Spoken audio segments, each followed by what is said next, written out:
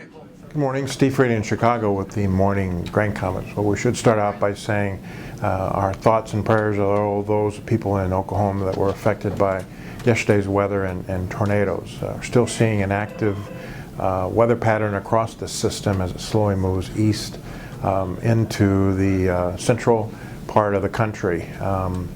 As far as the markets are concerned, we're lower overnight.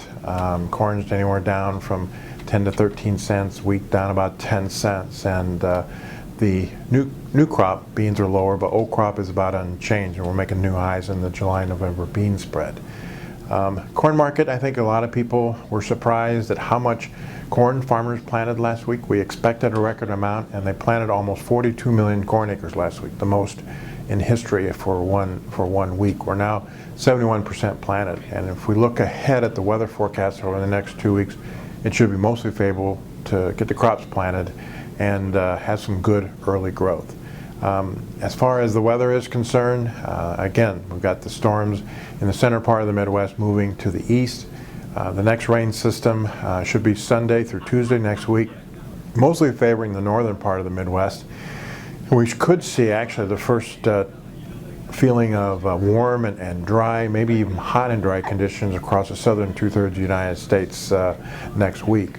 The long-range maps hint that this hot and dry conditions won't last very long, and we'll go back to maybe a more normal pattern after that. So it's very important that we watch this ridge as it develops and how long it lasts for the Midwest.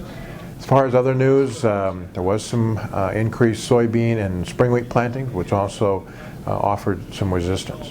We got some January through April China import data. Their corn, their bean, and their wheat imports are down from a year ago.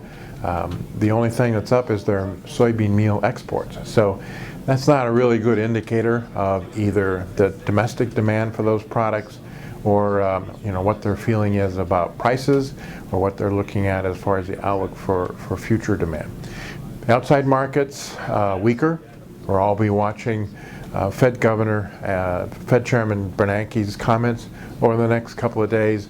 The market is expecting them to lean a little bit more towards less policy of easing, and we'll see how the markets react to that. Still concerned about a global recession, especially in Europe, which could continue to hurt commodity prices.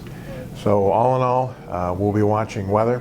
We'll be watching on the demand side, and again, our thoughts are those people in Oklahoma. As always, these are my thoughts and not those of ADM or ADM Investor Services, and have a safe and profitable trading day.